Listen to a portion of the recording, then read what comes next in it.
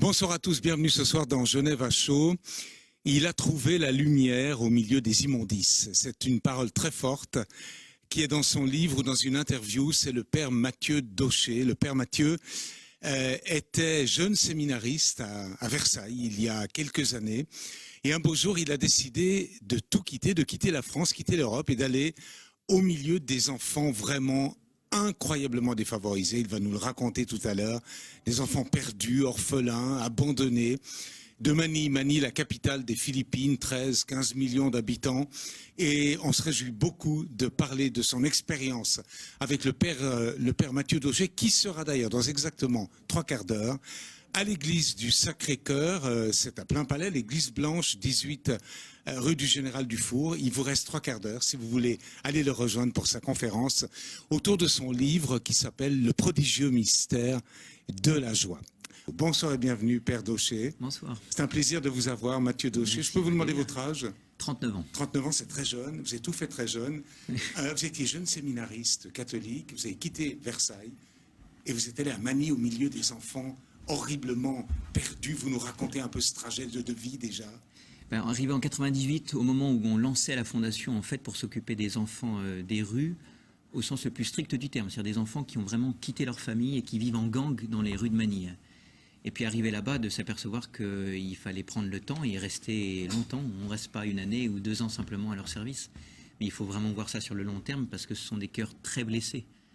Donc, Et ces cœurs blessés, vous les prenez en charge dans une fondation qui s'appelle ANAC, je crois. Ah. Vous avez des employés civils philippins ouais, qui sont toute sur une place. équipe. Ouais. On rappelle Manille, capitale des Philippines, 13, 15, 16 millions à peu près. Indéfini, oui. Et puis ces enfants, quel est leur profil au fond? Ils sont abandonnés, ils n'ont pas de parents, ils n'ont plus rien? Non, la plupart ont leur famille en fait, mais ils ont été obligés de quitter le foyer familial pour des raisons toujours très graves. C'est souvent des abus physiques, parfois aussi des abus sexuels, souvent des problèmes de prostitution. Et ensuite, ils sont jetés à la rue et les gens sont complètement indifférents à leur situation, ce qui fait qu'on se retrouve avec des enfants qui plongent dans la drogue, la criminalité, la prostitution aussi de rue, et c'est à ça qu'on est confronté tous les jours. C'est de sortir, vous voyez, c'est extirper ces enfants de cet enfer-là, mais non seulement les extirper de cet enfer-là, mais aussi d'arriver à apaiser des cœurs qui ont vécu ces horreurs-là. Apaiser des cœurs, le mot il est fort, hein, Père Mathieu Daucher. C'est vous qui allez les chercher ou est-ce que ce sont des enfants qui viennent chez vous, connaissant votre existence? Non, alors, la fondation aujourd'hui est très connue puisque ça fait 16 ans qu'on travaille dans les rues de Manille, donc les enfants nous connaissent, mais on va les chercher là où ils sont. Donc j'ai toute une équipe d'éducateurs et d'assistantes sociales qui partent tous les jours et toutes les nuits pour aller à la rencontre de ces gangs d'enfants.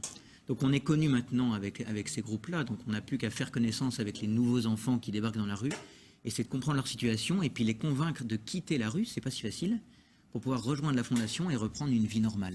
Vie normale, ça veut dire vous les nourrissez, j'imagine, vous les éduquez, vous leur donnez des cours, des leçons.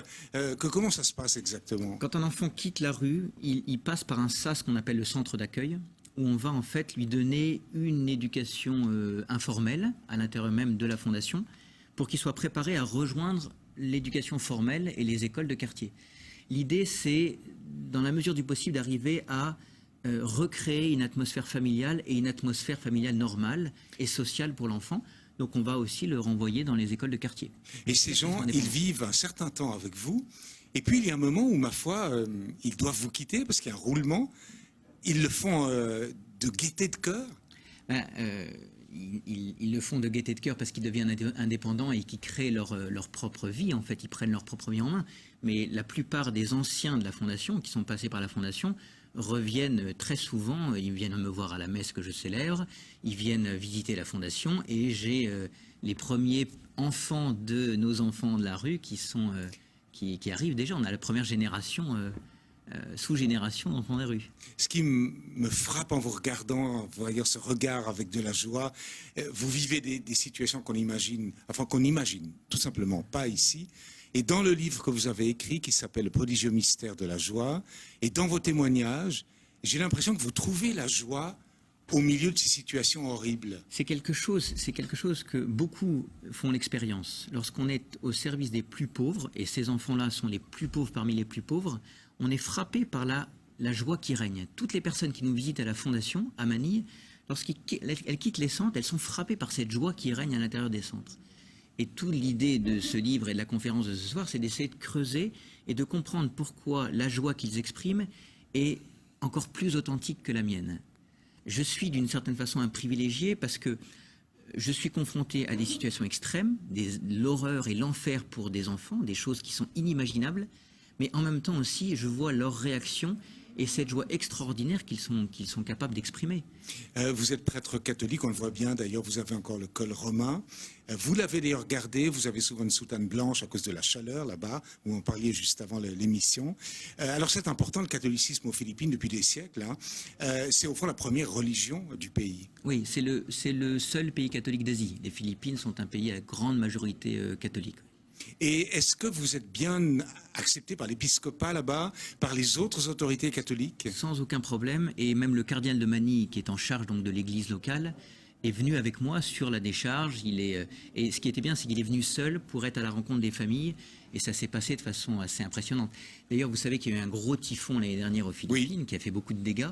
Et après la visite qu'il a faite avec nous dans le cadre de la fondation sur la décharge, il a eu cette réflexion étonnante en disant on avait le typhon Haiyan sur Manille et on ne le savait pas. En voyant l'état de ces familles et puis l'enfer en fait qu'elles vivaient. Vous êtes là-bas, j'ai le sentiment que vous n'êtes pas pressé de repartir. Ben non seulement je ne suis pas pressé de repartir, mais je suis sûr d'y rester, ça c'est certain. Vous allez rester là-bas. J'ai été ordonné prêtre pour le diocèse de Manille. Donc j'ai vraiment fait le pas de quitter complètement la France pour être incardiné, comme on dit, c'est-à-dire devenir un prêtre philippin. Alors, Père Mathieu Daucher, merci infiniment de ces quelques minutes de présence. Merci. Le Père Daucher va maintenant nous quitter, il va faire 2 kilomètres, même pas, il va aller à la paroisse du Sacré-Cœur, c'est l'église blanche avec des colonnes, qui se trouve au 18 avenue du Général Dufour, à Plain-Palais. Et dans une demi-heure, même pas, vous allez prendre la parole pour parler de votre livre et de votre expérience. Je vous remercie infiniment, c'est un bonheur de vous avoir sur ce plateau. À très bientôt, merci. Bonsoir.